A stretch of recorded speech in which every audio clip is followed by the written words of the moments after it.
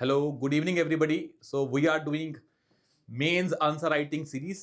तो हमने इसमें पूरे सिलेबस को 50 डेज में डिवाइड किया हुआ है and today's is our 32nd lecture for society part.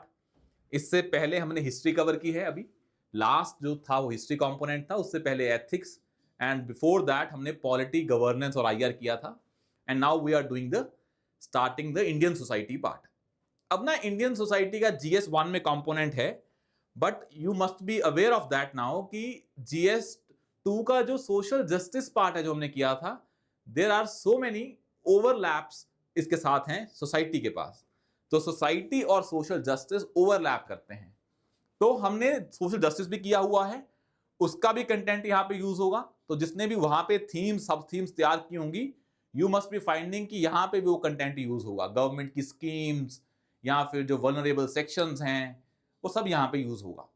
और जो सोसाइटी का पहला थीम है, जिसकी आपको आज वो पूरा civil with cast Telegram channel पे थीम्स और सब थीम्स मिल गई होंगी, हमने उसमें डिटेल में बताया है कि जो ये टॉपिक है डाइवर्सिटी इन इंडिया और the salient features of Indian society, जो पहले क्वेश्चन पूछे गए हैं वो आपको हैं और उसके बेसिस पे क्या पूछे जा सकते हैं इन द फॉर्म ऑफ सब थीम्स आपको प्रोवाइड कर दिए गए हैं।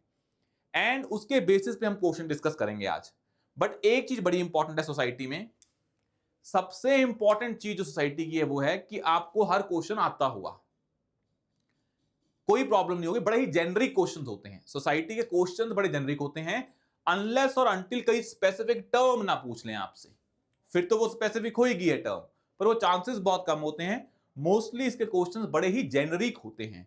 और प्रॉब्लम क्या आती है उन जेनरिक क्वेश्चंस में कि आपको आंसर तो स्पेसिफिक लिखने होते हैं। तो हाउ टू इंश्योर कि आंसर आपके स्पेसिफिक हों, तो हम सोसाइटी वाले पार्ट में आपको बताऊंगा कैसे आपको एग्जांपल्स ऐड करनी है टू इंश्योर आपका आंसर स्पेसिफिक हो। इनफैक्ट ये चीज हर पेपर में है, GS 1, 2, 3, 4 में। बट सोसाइटी के कंपोनेंट में एग्जांपल्स जितनी मर्जी ऐड कर सकें आप उतनी कर सकते हैं, बिकॉज बड़े ही जेनरिक क्वेश्चन आते हैं। बट अगर एग्जांपल्स ऐड नहीं करेंगे तो फिर प्रॉब्लम हो जाएगी। तो हम आज देखेंगे क्वेश्चंस में कैसे आपको ये चीजें ऐड करनी है। एंड आई होप आप इन थीम्स और सब थीम्स को अच्छे से कर रहे होगे। अब चाहे 26 का पेपर दे रहे हैं, वो तो आने वाला ही है, उसके लिए भी है ये सीरीज चल रही है जो इसको डेडिकेटली फॉलो कर रहे हैं। और या फिर जो 27 का पेपर दे रहे हैं, you must be preparing in those 50 days. क्योंकि एग्जाम की तैयारी ना आप साल पढ़ लेते हैं, पर आप एंड में ये पाएंगे कि 2 महीने में ही एक्चुअल तैयारी होती है मेंस की, when you totally focus on the demand of the exam. पहले आप एक्स्ट्रा बहुत पढ़ते हैं, अब आपको पता होता है कि भाई ये 15-20 थीम्स हैं इस टॉपिक की जो हमने आपको दी हैं, आपको उन 15 थीम्स पे डाटा इकट्ठा करना है। आपको बेस आता होता है, स्ट्रक्चर बनी होगी अगर प्री क्लियर किया है या प्री की तैयारी भी की है तो। और उसके बाद आपको उस ढांचे के लिए सामान इकट्ठा करना होता है। 1 day is more than sufficient to get a content for 15 themes. और ये 15-15 थीम्स चलती रहती हैं। अब हम मान लो आपके 50 दिन हैं, 50 दिन में 15 थीम्स पर डे आपके पास आती हैं। इसका मतलब क्या है, अराउंड 750 थीम्स बन जाएंगी, ब्रॉड थीम्स एंड सब थीम्स। मतलब मैं थीम्स बोल रहा हूं, थीम्स एंड सब थीम्स मिला के 750 टॉपिक बनते हैं। हर पेपर में मैक्सिमम 100-150 ही हैं। और 750 मैंने मैक्स ज्यादा बोल दिया है, मैक्सिमम 500-600 ही बनती हैं थीम्स। हर पेपर की 100-150 ही बनती हैं। यही तैयारी है और क्या है तैयारी। बाकी तो ज्ञान है, जितना मर्जी इकट्ठा कर लें। और नाउ यू विल फाइंड, आपको समझ में आएगा जिसने GS 2 और 4 कर लिया है और जो GS 1 कर रहा है, कि भाई GS 2 का सामान GS 1 में यूज हो रहा है, GS 2 का GS 4 में यूज हुआ था, 4 का 2 में यूज हो जाएगा। These interlinkages come when you prepare your content and sit with that content, और उसके आप उस पर ब्रेनस्टॉर्मिंग करते हैं। लिमिटेड कंटेंट की मल्टीपल यूज वैल्यू इंश्योर करना is the key to clear this exam. Exam ज्यादा कंटेंट करने को, इकट्ठे करने को लेकर नहीं है, कम कंटेंट को इकट्ठा किया। ऑफ कोर्स वो कम कंटेंट भी डाइवर्सिफाई होना चाहिए, ऐसा नहीं है कि आपने सारी थीम्स तैयार नहीं की। सारी थीम्स के अंदर कंटेंट इकट्ठा कर लिया, उसके बाद फिर आप क्या करते रहें, उसके बाद इंटरलिंकेजेस करते रहे और काम होता रहेगा। Now let's start with the first topic, जो डाइवर्सिटी ऑफ इंडिया पे टॉपिक है। उस पे जो टॉपिक है उस पे हमने क्वेश्चन बनाया है, that is the preservation of tribal culture. Because diversity में एक आती है tribal diversity. The preservation of tribal cultures amidst modernization poses significant opportunities as well as challenges। मतलब हमने ट्राइबल कल्चर पे क्वेश्चन बनाया है, solve this question and then we will discuss about that.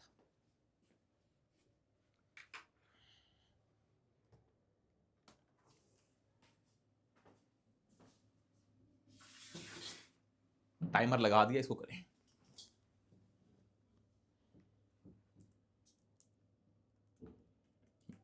GS2 का जो हमने सामान आपने तैयार किया होगा, try to use that also.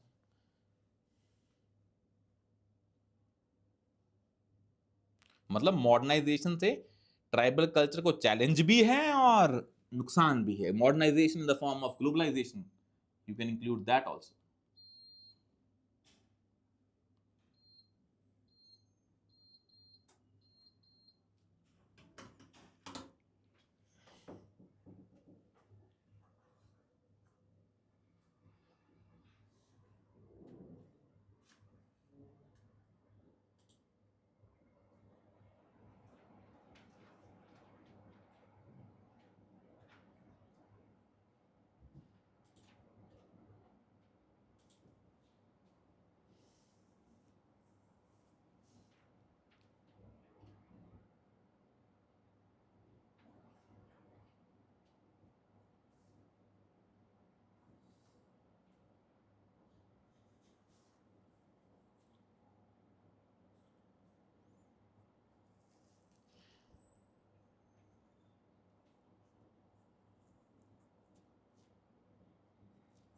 इसमें आपने GS3 आगे पढ़ेंगे आप, उसमें सिक्योरिटी का एस्पेक्ट है मायोइज्म वाला, उसका भी यहाँ पे आएगा।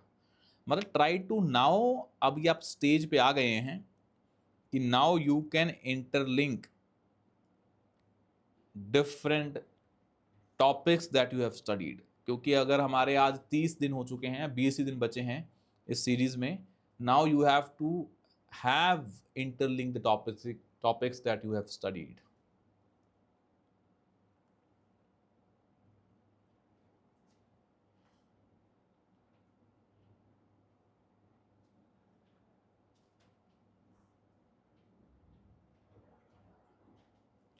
मॉडर्नाइजेशन का मतलब जितना ब्रॉड समझना है समझें। इसमें जो भी industry, globalisation, values, modernisation values form में भी है, इकोनॉमिक फॉर्म में भी है, हर फॉर्म में है।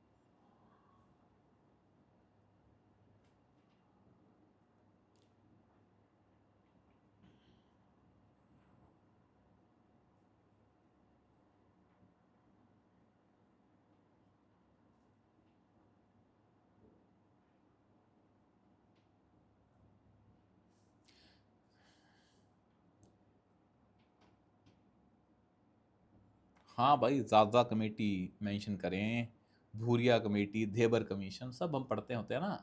ये हम पढ़ते होते हैं when we study about the tribals in polity, scheduled area and tribal areas, वहाँ मेंशन करते हैं ज़ाज़ा committee, Bhuria committee, Dhebar commission, सब इंपॉर्टेंट है। गवर्नमेंट की स्कीम है PM Janman scheme for particularly vulnerable tribal groups, you have to mention PVTGs also. सब कुछ भाई, सब कुछ।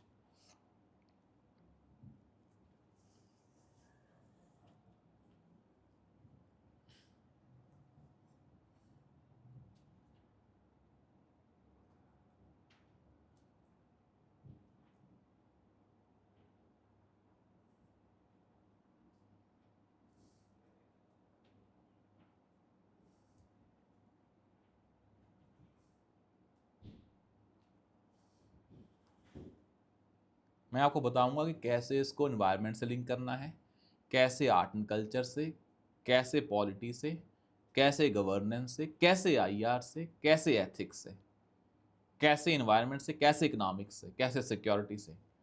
इन this question I will show you how to interlink this question with the other parts of this syllabus, तो आपको ये understanding हो जाएगी अच्छे से।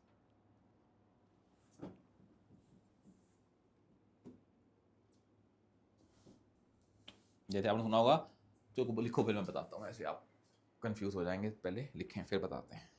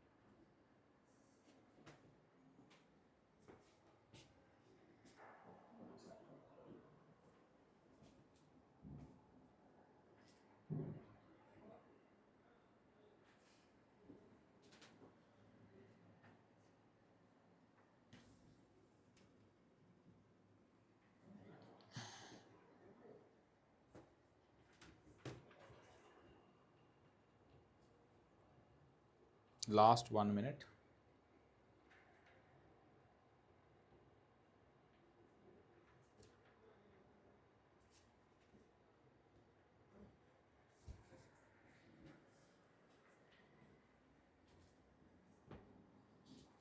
$30.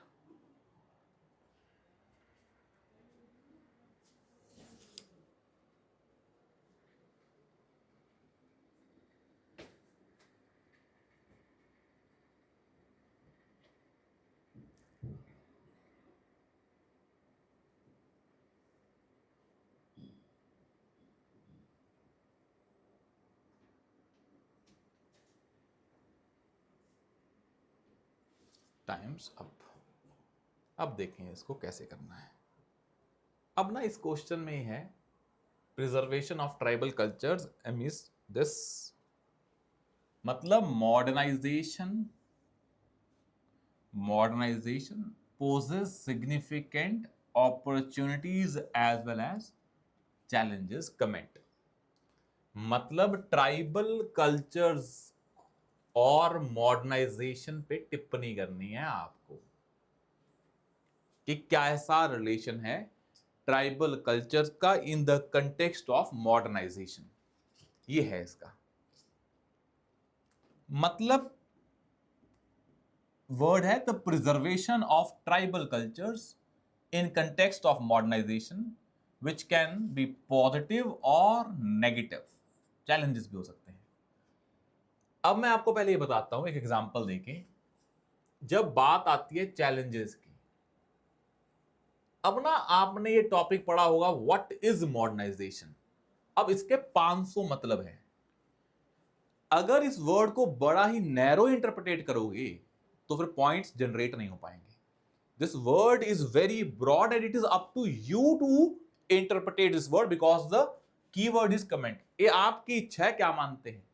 जैसे मॉडर्नाइजेशन का एक आइडिया क्या है, when there is a modernisation then you can link it with tourism. भाई ट्राइबल कल्चर्स हैं, बहुत सारे ट्राइबल डांसेस हैं, ट्राइबल आर्ट फॉर्म्स हैं। जैसे मॉडर्नाइजेशन हुआ टूरिज्म बढ़ा, उसके बढ़ने से बिकॉज मॉडर्नाइजेशन का एक ब्रॉडर एस्पेक्ट क्या है, ग्लोबलाइजेशन। एक ब्रॉडर एस्पेक्ट क्या है, मटेरियलाइजेशन या मटेरियलिज्म, या एक एस्पेक्ट क्या है, कंज्यूमरिज्म। ये सारे इसके ही एस्पेक्ट हैं। तो जब मॉडर्नाइजेशन बढ़ेगा तो ये चीजें बढ़ेंगी। एक एस्पेक्ट है टूरिज्म बढ़ेगा। टूरिज्म बढ़ेगा तो tribal cultures and art forms जो बड़े क्या थे, यूनिक और स्पेसिफिक थे, they have been modified to satisfy the demands of the to satisfy the demand of the कौन सा सेक्टर, दिस टूरिज्म सेक्टर। तो जो ट्राइबल कल्चर्स आर्ट फॉर्म्स है जो बल्कि बहुत ही यूनिक थी, इनफैक्ट वो बहुत सारी यूनेस्को लिस्ट में आती हैं, बहुत सारी इंटेंजिबल हेरिटेज, कल्चरल हेरिटेज है, वो सारा का सारा हेरिटेज आपने मॉडिफाई कर दिया। क्यों? So that you can satisfy the demand of tourist. तो सारा कुछ खराब हो गया है। तो increasing influence of dominant cultures, weekend traditional beliefs and customary institutions, एक एस्पेक्ट है। दूसरा, मॉडर्नाइजेशन होगी तो क्या होगी, डेवलपमेंट पे फोकस होगा। तो you know about so many cases जहां डेवलपमेंट के कारण क्या हो रहा है, डेवलपमेंट के कारण ट्राइबल एरियाज में क्या हो रहा है, इंक्रोचमेंट हो रही है। You know about the mining in central India, Narmada valley projects. In fact, you know about Chipko movement. These movements were led by tribals because they depend upon jal, jungle और जमीन। तो mining projects, dams. I will give you an example of that, but I'm saying developmental projects are basically encroaching tribal areas. एक best example is Great जो Nicobar project है, which is impacting tribals. एक तो ये tribal को, उनके culture को impact डालते हैं because tribal culture is in fact exactly opposite to this values. वो मिनिमलिस्ट कल्चर है, that culture is nature dependent culture. और ये जो मॉडर्नाइजेशन है, it is the destruction of nature. तो दोनों में बड़ा कंफ्लिक्ट भी है। तो देयर आर चैलेंजेस कि मॉडर्नाइजेशन कभी ट्राइबल कल्चर को बचा नहीं पाएगी इन वन एस्पेक्ट। बचा भी पाएगी, पॉजिटिव बात करेंगे, पर अगर मैं बात करता हूं कि मॉडर्नाइजेशन के ये एस्पेक्ट देखूं मैं, एक तो ये भी एस्पेक्ट है ना मॉडर्नाइजेशन का, टेक्नोलॉजी। तो there are many tribal products and services जो टेक्नोलॉजी के थ्रू मेनलैंड इंडिया में पहुंच पा रहे हैं। It is basically giving the value to the tribal cultures. वो एक पॉजिटिव एस्पेक्ट है, पर एक एस्पेक्ट है मटेरियलिज्म वाला, तो developmental objects. Loss of language, आपको पता है कि भाई जब हिंदी, इंग्लिश ये लैंग्वेजेस प्रमोट की जा रही हैं तो ट्राइबल लैंग्वेज पहले बोलने वाले लोग ही कम हैं, तो लॉस ऑफ लैंग्वेज हो रहा है। ट्राइबल लैंग्वेज को बोलने वाले लोग बड़े ही कम हैं। तो यूनेस्को ने बहुत सारी लैंग्वेजेस को एंडेंजर्ड कैटेगरी में रखा है, ट्राइबल लैंग्वेजेस को। सबसे ज्यादा है इनके कारण क्या हो रहा है, climate change, and climate change से इंपैक्ट पड़ता है सबसे ज्यादा ट्राइबल्स को, because they are dependent upon nature. Climate change ने बिल्कुल फॉरेस्ट इकोसिस्टम को डिस्ट्रॉय कर दिया, tribals mostly depend upon forest. ये नेगेटिव एस्पेक्ट है, इसमें और भी बहुत आएंगे, पर these are the negative aspects जो आपको ध्यान में रखने हैं। पॉजिटिव भी हैं, पर I am talking about negative aspects पहले। पॉजिटिव में बहुत सारी चीजें हैं, पर हम नेगेटिव में अगर और देखें, इसमें एग्जांपल देखें, ये तो मैंने आपको बता दिया कि इस डिमेंशन में आपको सोचना है। इसमें नेगेटिव देखेंगे तो आप लिख सकते हैं कि mineral exploration in Chhattisgarh without adequate composition to tribal areas, Dongria Kondh tribe in Niyamgiri hills, loss of autonomy because of state intervention. Traditional governance है इनका, भाई आपको पता होगा शेड्यूल 6 में इनको अपने ऑटोनॉमस डिस्ट्रिक्ट काउंसिल मिलते हैं, तो इनको गवर्नेंस का अपना राइट मिलता है। And Niyamgiri hills the rights of जो ये ट्राइब्स हैं, डोंगरिया कोंद ट्राइब, ये ले लिया है उनसे। सरदार सरोवर डैम था जो गुजरात में, उसके कारण क्या हुआ, डेवलपमेंट प्रोजेक्ट के कारण बहुत सारे ट्राइब्स को लैंड डिस्प्लेसमेंट हुआ। कल्चरल होमोजेनाइजेशन हो रहा है आजकल, आपको बताया कि लॉस ऑफ लैंग्वेज, यहां क्या बोल सकते हो, कल्चरल होमोजेनाइजेशन, कि भाई मीडिया है वो एक ही कल्चर को प्रमोट कर रही है, इससे ट्राइबल कल्चर डिस्ट्रॉय हो रहा है। Best example is if you see the cultural homogenisation, the best case study or an example is when media in Chhattisgarh sideline Gond traditions. तो मीडिया ने छत्तीसगढ़ में गोंड ट्रेडिशन को साइडलाइन करके मेजॉरिटी कल्चर को प्रमोट किया। तो गोंड कल्चर जो है ये क्या हो गया, मेजॉरिटी कल्चर में विलीन हो गया, होमोजेनाइजेशन। तो फॉरेस्ट राइट्स एक्ट इंप्लीमेंट नहीं हो रहे हैं, ट्राइबल को उनके फॉरेस्ट से दूर किया जा रहा है। तो ये these are the examples that you have to keep in mind. ये बहुत बड़ी एग्जांपल्स हैं, बड़ी मतलब बहुत अच्छी एग्जांपल्स हैं, ताकि पेपर में आप कोट कर पाएं। तो ये एग्जांपल्स आपको लिखनी पड़ेंगी। डिजिटल डिवाइड है, तो जो भी आज आप स्कीम्स लेके आ रहे हैं वो सारी ई गवर्नेंस वाली हैं। तो डिजिटल डिवाइड के कारण तो आप बोलेंगे टेक्नोलॉजी अच्छी बात भी, अभी बताएंगे नेगेटिव क्या है, डिजिटल डिवाइड है, लिटरेसी कम है, डिजिटल लिटरेसी कम है, ये सब नेगेटिव में आ जाएंगे। तो ये आपको नेगेटिव में लिखना पड़ेगा। You can mention about the various case studies also. Samatha versus state of Andhra Pradesh 1997 में है, तो कैसे माइनिंग लीजेस की शेड्यूल्ड एरिया में प्राइवेट कंपनीज को दी गई। न्यामगिरी वाला केस है, उड़ीसा वाला बनवासी सेवा आश्रम केस है। तो you can mention the case also, जो क्वालिटी के केस है, but you can mention in the society part also. ये बड़े इंपॉर्टेंट है। एक आता है कि कैसे पॉजिटिव्स हैं, अब इसको देखते हैं क्या पॉजिटिव है। नेगेटिव तो आप इन डोमेन्स में देख सकते हो जो मैंने आपको बताए, एग्जांपल्स भी ऐड कर सकते हो। ऐसा नहीं है कि यही 5 एग्जांपल्स हैं, यू कैन मेंशन अबाउट जितनी मर्जी एग्जांपल ऐड कर लो इसमें, आप जितनी चाहते हो और एग्जांपल ऐड कर लो नेगेटिव की। अब नेगेटिव में और ऐड करनी है तो क्या करोगे, क्या चैलेंजेस आते हैं। सबसे बड़ा चैलेंज आता है कि ट्राइबल्स हैं जो दे आर स्टिल स्टिग्मेटाइज्ड, मतलब मेजॉरिटी कल्चर कुछ वैल्यूज को प्रमोट करते हैं जो मॉडर्नाइजेशन में है, जैसे कि लिबर्टी, फ्रीडम। पर ट्राइबल्स में सोशल कोहेजन बड़ा स्ट्रांग है, वहां फ्रीडम कम होती है, रिस्पॉन्सिबिलिटी ज्यादा होती है। They live like in one group के तरीके से रहते हैं वो। तो उस सेंस में वैल्यूज में स्ट्रगल है कि उनको स्टिग्मेटाइज किया जाता है कि दे आर अनसिविलाइज्ड। सबसे बड़ी है, they are uncivilised because they are not adopting the values of a modern society. तो वो अलग चीज है। मतलब एक नेगेटिव है कि वैल्यू सिस्टम्स क्लैश में है, तो मॉडर्नाइजेशन उसके वैल्यूज को क्लैश कर रहा है। ट्राइबल्स को अनसिविलाइज्ड माना जाता है, बैकवर्ड माना जाता है, जबकि वो नहीं है, बिकॉज वो अपने कल्चर के हिसाब से जी रहे हैं। तो ट्राइब्स में वो है। एक सबसे बड़ी प्रॉब्लम है ट्राइब्स में मॉडर्नाइजेशन से, हमने जो गवर्नेंस मैकेनिज्म्स हैं उनमें सिटीजन को इंपॉर्टेंस देना स्टार्ट कर दिया है। आजकल governance is very citizen centric या सिटीजन लेड है, but because these governance mechanisms are a modern mechanism, modernisation में पॉलिटिक्स भी क्या हो गई है, मॉडर्नाइज हो गई है। बट ट्राइबल्स के अपने हैं, because they deal in a manner कि जहां पे क्या करते हैं, they do not go for a mechanism like courts में नहीं जाते हैं, ये आर्बिट्रेशन फॉलो करते हैं। तो जो ये ट्राइबल्स हैं, इनका जो हमारा गवर्नेंस सिस्टम है वो इनकी वैल्यू के हिसाब से नहीं है। तो गुड गवर्नेंस कहाँ ही आएगी, बिकॉज गवर्नेंस के बेसिक पैरामीटर्स हैं वो मॉडर्नाइज हैं, इनके कल्चर के हिसाब से मैच ही नहीं करते हैं। तभी हमने बहुत सारे ट्राइबल्स को खुद को गवर्न करने के राइट दिए हैं, पर बाकी ट्राइब्स का क्या होगा, जिनको ये राइट्स नहीं मिले हैं। और आज बहुत सारे पीवीटीज हैं जिसको क्रिमिनल ट्राइब्स माना जाता है, ये इनके टैबूज हैं, इनके against criminal tribes, they are criminal tribes माना जाता है, इनको टैबूज हैं, बिकॉज मॉडर्न सोसाइटी से मैच नहीं कर रहे हो, तो आज भी वो टैबू चले आ रहे हैं। कुछ ट्राइब क्रिमिनल्स थी जो ब्रिटिश ने डिक्लेयर की थी, पर ये थोड़ा ना कि सारी ही हैं। और एक ट्राइब थोड़ा ना क्रिमिनल होती है, कोई इंसान हो सकता है क्रिमिनल, पर वो टैबू आज भी चला आ रहा है, जो एक क्रिमिनल ट्राइब्स वाला आइडिया है। इसमें और भी ऐड कर सकते हैं आप, बट मेन आता है कि भाई कैसे जो ये मॉडर्नाइजेशन है इसने कैसे पॉजिटिव इंपैक्ट डाला है, दैट इज ऑल्सो इंपॉर्टेंट। जैसे भाई आप जैसे जैसे मॉडर्नाइजेशन पे फोकस करते जा रहे हैं, तो आपको इस मॉडर्न वर्ल्ड की नेगेटिव्स भी दिख रहे हैं। For example destruction of climate, global warming, destruction of water resources, pollution. अब आपको समझ में आ गया है कि सस्टेनेबिलिटी तो जरूरी है। तभी आज जो आइडिया आता है सस्टेनेबल डेवलपमेंट का, अगर मैं मॉडर्नाइजेशन को सस्टेनेबल डेवलपमेंट की फॉर्म में देखूं, तो मुझे समझ में आता है कि tribals can B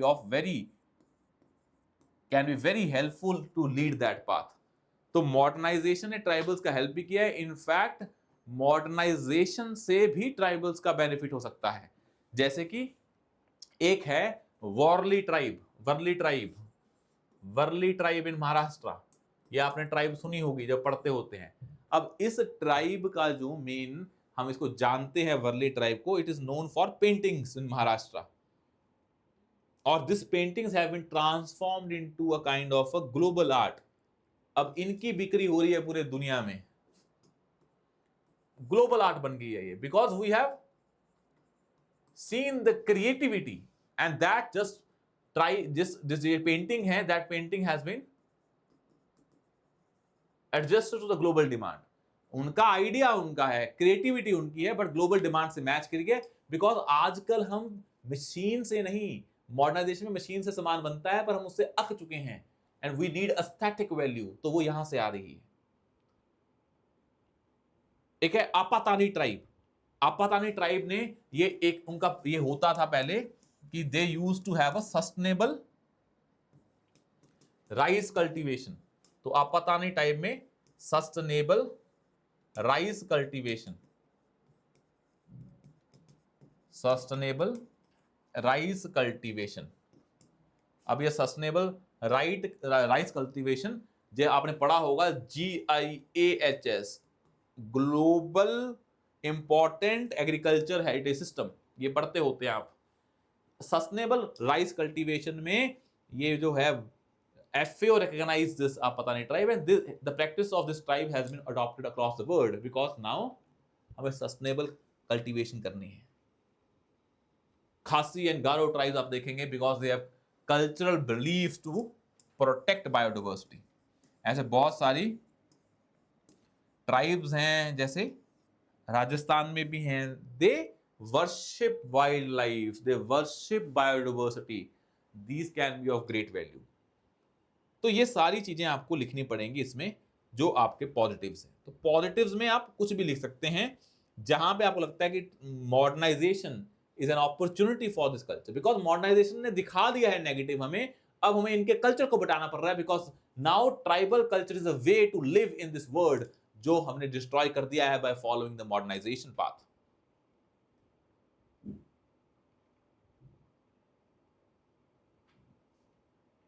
government schemes promote कर रही हैं, गवर्नमेंट स्कीम सब्सिडीज ट्राइफेड के थ्रू प्रमोट कर रही हैं किसको, ट्राइबल आर्ट को। तो it is a good aspect. Governance is a modernised phenomena, उसे ट्राइबल्स को डिजिटली हम प्रमोट कर रहे हैं। आजकल tribals are selling their products online, access to markets because of modernization, technology, internet, ये सब कुछ हो रहा है। तो these are the positive जो हम कर सकते हैं एग्जांपल लेके ट्राइब्स की, कि these are the positives that you have to keep in mind। आया समझ में? तो इसको ऐसे करना था कि आपको एग्जांपल्स ऐड करनी थी और कुछ नहीं है, कहानी आप बना लेंगे, थोड़ी सी ये दिखा देते हैं कि मॉडर्नाइजेशन से क्या नेगेटिव है and how tribal culture can protect us. In fact हम वहीं जा रहे हैं ट्रेडिशनल लाइफ में, मतलब नाउ मॉडर्नाइज से हम जा रहे हैं traditional way of living, and that traditional way of living is still a tribal way of living. तो हमारे लिए ट्राइबल्स एक खजाना है अपनी लाइफ को सस्टेनेबल बनाने का। ठीक है, now let's talk about the second question जो ट्राइबल के अलावा है, which is related to the salient features of Indian society. अब आता है, लिखें examine the various factor, caste system को लेके आता है, क्योंकि मेन फीचर क्या है इंडियन सोसाइटी की, कास्ट सिस्टम, तो उसको लेके आता है। तो उसको लिखें examine various factors, examine various factors influencing the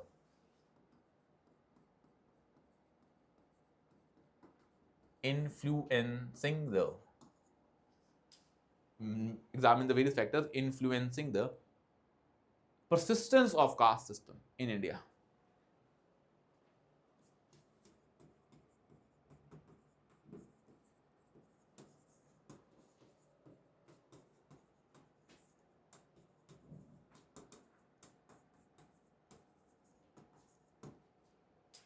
आगे discuss how these factors have impacted. Discuss how these factors have impacted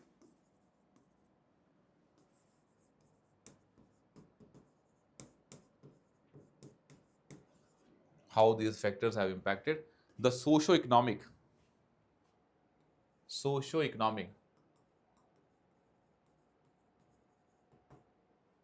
and cultural fabric of India.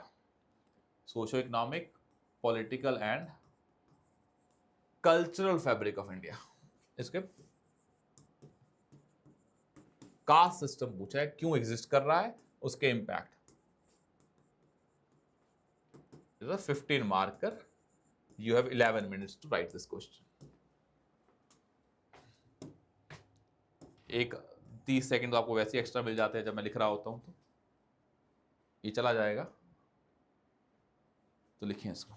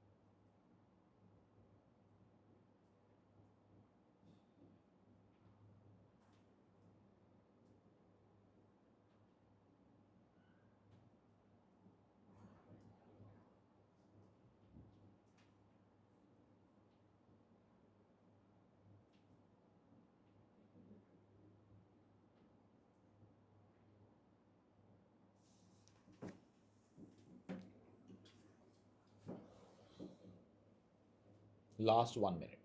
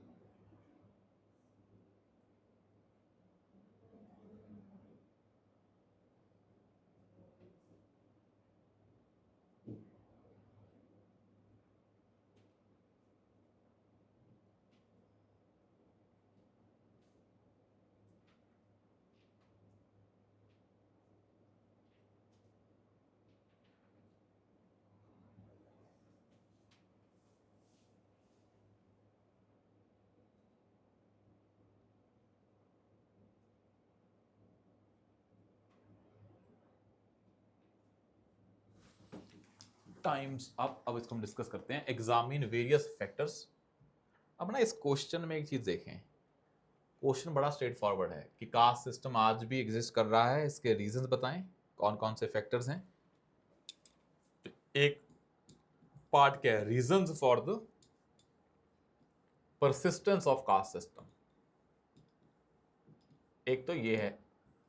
दूसरा क्या है, how this impact socio economic cultural and political fabric of India, caste system ने इन पे क्या impact डाला है। अब ना इस क्वेश्चन में एक ये पार्ट है और दूसरा ये पार्ट है। अब मान लो 15 मार्कर है, 7.5 यहां पे है, 7.5 यहां पे है, and each aspect has let's suppose 2 या 2.5 2.5 एंड 2.5 मार्क्स। पेपर में ये गलती बिल्कुल नहीं करनी है कि आपने किसी एक एस्पेक्ट को ज्यादा स्पेस या ज्यादा वर्ड्स या ज्यादा पॉइंट्स दे दिए। ये आपको कंट्रोल करना पड़ेगा कि this question has 7.5 marks, this has 7.5 divided into 3।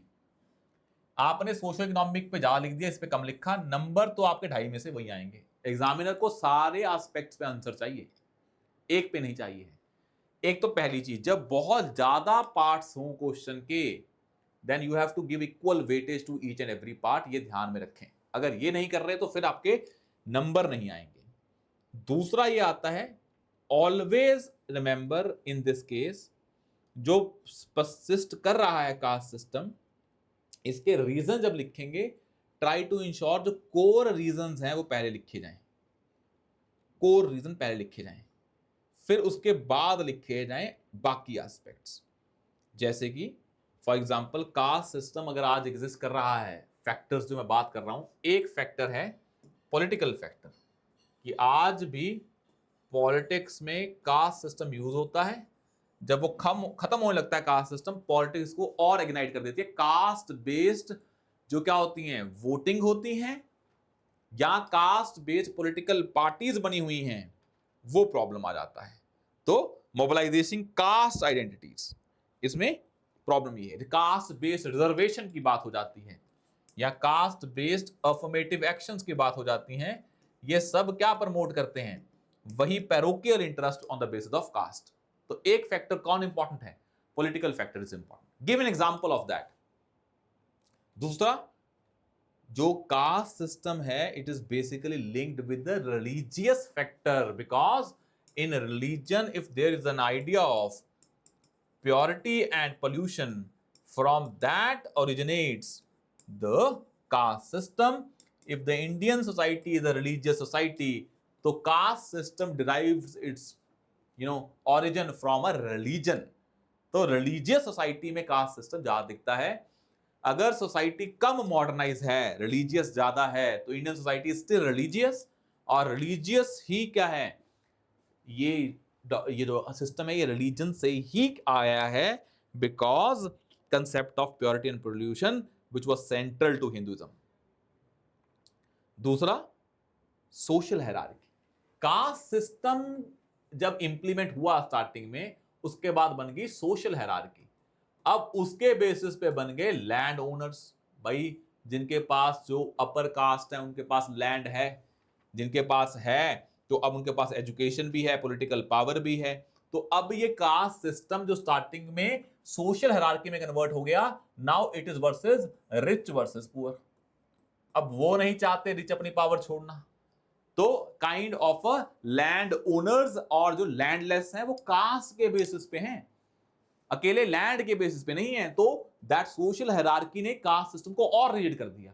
Cast से आई हायरार्की, हायरार्की चाहते हैं हायरार्की ना टूटे, तो वो कास्ट को और प्रमोट करते हैं।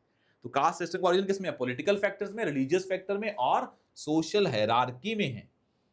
इकोनॉमिक फैक्टर बड़ा इंपॉर्टेंट है कि आप अपना क्या काम धंधा करेंगे, that is also decided by a caste system, जो कम हो रहा है। बट आज भी इकोनॉमिक फैक्टर्स हैं कि ब्राह्मण्स जो हैं उनकी लीनिएज फिक्स है कि उनको प्रीस्ट ही बनना है।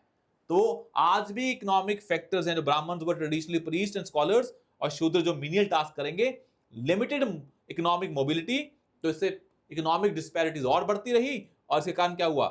फिक्स हो गया ये हम ऑक्यूपेशन करेंगे। या वीक हो रहा है पर आज भी ये फैक्टर है। एक आ जाता है factor cultural factors.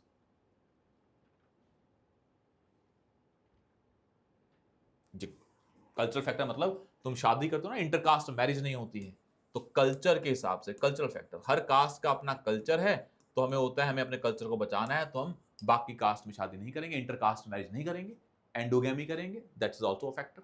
These 6 factor you have to mention. 6 point यहां पे और 2-2 पॉइंट यहां पे, हो गए 12 पॉइंट, काम खत्म। अब देख लें भाई क्या होता है impact of these caste system, ये आप बता देंगे। इंपैक्ट वही है कि आज पॉलिटिकल फ्रेगमेंटेशन बहुत सारी, ऐसा नहीं है कि कास्ट का नेगेटिव इंपैक्ट हुआ है, बहुत सारी पार्टीज हैं जो रीजनल पार्टीज बनी है, वो कास्ट के बेसिस पे बनी है। तो जो रीजनलाइजेशन ऑफ पॉलिटिक्स है, रीजनल पार्टीज हैं, उसने क्या कर दिया है, इन कास्ट को जो पहले मार्जिनलाइज थी उनको वॉइस दे दी है। तो voice to voiceless positive aspect है। नेगेटिव है फ्रेगमेंटेशन ऑफ पॉलिटिकल स्फीयर। अब नेशनल पॉलिटिक्स की बात नहीं होती है, लोकल पॉलिटिक्स की बात होती है, that too on the basis of caste. अच्छी बात है कि लोग किस में आ गए हैं? डेमोक्रेसी में आ गए हैं, अदरवाइज तो उनकी वॉइस थी ही नहीं। कास्ट सिस्टम आया, कास्ट बेस्ड रिजर्वेशन आई, तो वो कहां आई? पार्टीज पॉलिटिक्स में एंटर हुई। ये अच्छी बात है, पर नेगेटिव बात है पॉलिटिकल फ्रेगमेंटेशन हो गई। एक आता है भाई इकोनॉमिक डिस्पैरिटीज हो गई हैं। आज भी आप देखेंगे जो भी इकोनॉमिक इनइक्वालिटी है, जो क्लासेस हैं इंडिया में, आज भी वो क्लासेस कास्ट सिस्टम के बेसिस पे बनी हुई हैं। ऐसा नहीं है कि क्लासेस कास्ट सिस्टम से इंडिपेंडेंट हैं। क्लासेस आज भी हैं, वो कास्ट सिस्टम के बेसिस पे ही हैं। आज भी आप देखेंगे जो अनटचेबल्स हैं वो वीक ही हैं इकोनॉमिकली, वो स्ट्रांग नहीं हो गए हैं। मतलब मोबिलिटी आज भी लिमिटेड है, तो वो इकोनॉमिक डिस्पैरिटीज आज भी हैं, इनइक्वालिटी का रीजन है। सोशल डिविजन हो गई हैं इसके कारण, जो सोसाइटल फैक्टर्स में है, इसमें क्या हो गई है? डिविजन्स हो गई हैं।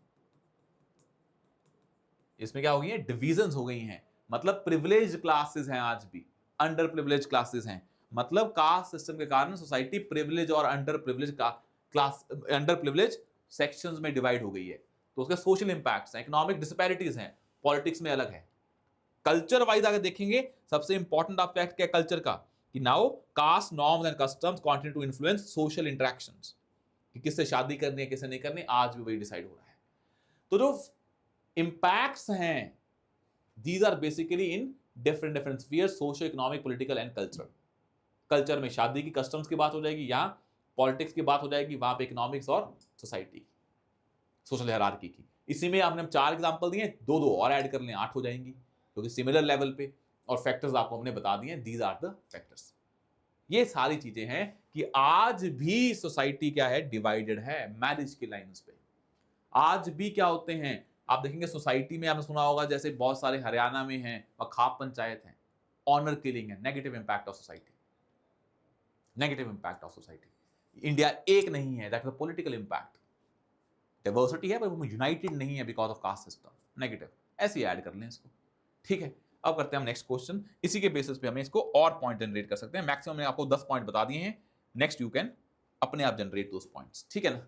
Now right the next question, दो इसी पे इंपॉर्टेंट है, दैट इज जो हम करेंगे इंडियन जो salient features of Indian society हैं उसके बेसिस पे करते हैं।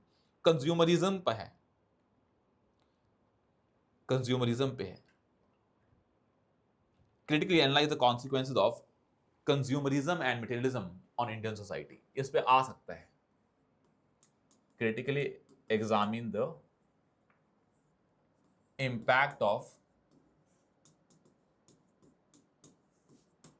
impact of consumerism and materialism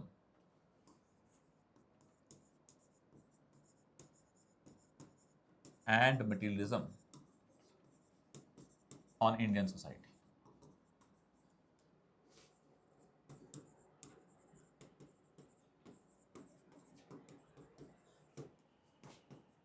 15 marker है, करें ऐसे। बड़ा स्ट्रेट फॉरवर्ड है, पर आपको करना तो वैसे ही है जैसे आप एग्जाम्पल देके लिखेंगे।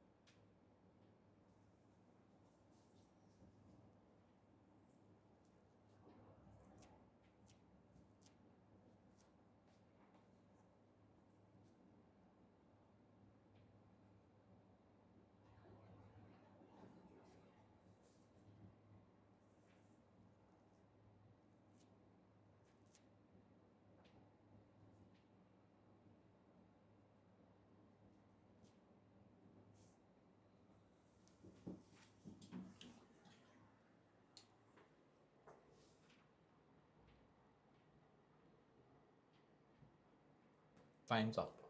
Critically examine the impact of consumerism and materialism on Indian society. अब ना भाई इसके कारण ये नहीं है कि पॉजिटिव इम्पैक्ट लिखने हैं अकेले या नेगेटिव लिखने हैं. आपको लग रहा होगा नेगेटिव लिखने हैं, पर कौन से आएंगे इसमें? You have to mention the positive impact also. इस क्वेश्चन में ये गलती हो सकती है कि इंडिया की इकोनॉमी इतनी पहुंच गई है, इतने ट्रिलियन, 1.45 ट्रिलियन, इसी के कारण है राइजिंग कंज्यूमरिज्म. एम्प्लॉयमेंट जनरेशन हो रही है, क्वालिटी एनहांसमेंट है. भाई अगर कंज्यूमरिज्म है तभी तो क्वालिटी भी अच्छी है. टेक्नोलॉजिकल इनोवेशन है, Samsung, Apple, women empowerment, global integration, globalisation, entrepreneurs आ रहे हैं, ओला, स्विगी, ये सब कुछ. तो पॉजिटिव तो है ही. जितना कंज्यूमरिज्म ज़्यादा होगा उतनी डिमांड ज़्यादा होगी, डिमांड से ग्रोथ ज़्यादा होगी. तो कंज्यूमरिज्म से पॉजिटिव बहुत हुआ है. ऐसा नहीं है. जॉब्स, एम्प्लॉयमेंट, जीडीपी, पॉवर्टी कम हुई है, integrated with the global world, ये सब पॉजिटिव्स हैं. एग्जाम्पल आपके पास बहुत सारी हैं. सारी एग्जाम्पल जो भी हो रही हैं कंपनीज की, स्टार्टअप्स की, जो आपके पास पॉवर्टी कम हुई है उसकी, ग्लोबल इंटीग्रेशन से सब कुछ हुआ है.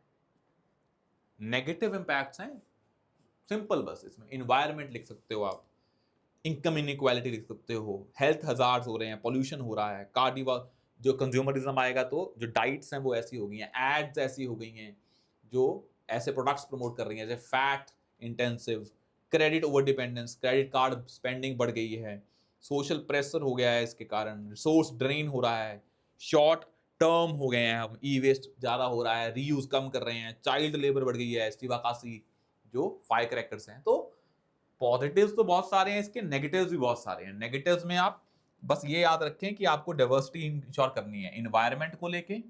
जैसे हम चाइल्ड लेबर भी बढ़ गई है, क्योंकि फिर लेबर कम करनी होती है तो लेबर कम करने के लिए चाइल्ड लेबर होती है. अगर इन्वायरमेंट पे इम्पैक्ट पड़ा है तो इसमें भी अलग अलग है, climate change, pollution, income inequality आ गई है, क्वालिटी ऑफ लाइफ गिर गई है, स्ट्रेस बढ़ गया है. जो स्ट्रेस है वो है डिप्रेशन, सुसाइड्स, एक्सपेक्टेशंस, ये सारी क्या हैं? ये हैं. क्योंकि कंज्यूमरिज्म होगा तो फिर क्वालिटी ऑफ लाइफ नहीं हो पाती है. यहां हम जब बात कर रहे थे तो क्वांटिटी की बात कर रहे थे, तो यहां क्वालिटी ऑफ लाइफ गिर गई है इन एस्पेक्ट्स में. भाई दिल्ली में हैं आप, रिच हैं, पर you can't have a good air quality. You are earning lot of money but in depression because now you are under credit, because loan dependence हो गया है. क्रेडिट कार्ड बिल्स बढ़ गए हैं, लोन बढ़ गया है. ये सारे क्या हैं? मेंशन अबाउट क्रेडिट कार्ड जो स्पेंडिंग है वो कितनी बढ़ गई है इंडिया में. In India we have around जो क्रेडिट कार्ड स्पेंडिंग है, if you see 1.48 trillion in 2023. इतने rupees 1.48 trillion. Can you imagine?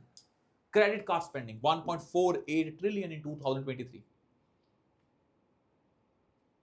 We are using smartphones. They use, अब स्मार्टफोन से क्या है, 63 kg पर ईयर क्या होता है, CO2 emissions होती हैं. स्मार्टफोन यूज, टेक्नोलॉजी यूज, हाँ हम टेक से भी हो गए हैं, उसके कारण हम इंक्लूसिव ग्रोथ प्रमोट कर पाए हैं, ये अच्छी बात है. But that led to so much destruction because of CO2 emissions. Every single search on ChatGPT can lead you so much use of water to cool the servers. तो ये अच्छी बातें भी हैं, नेगेटिव बातें भी हैं.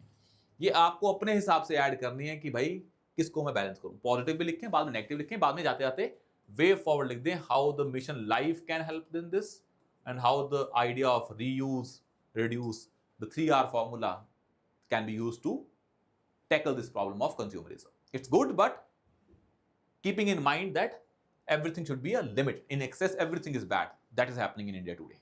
ठीक है, तो ये हमारा आज का पहला सोसाइटी का. Next 2 sessions will be of Indian society, यही कंपोनेंट के होंगे.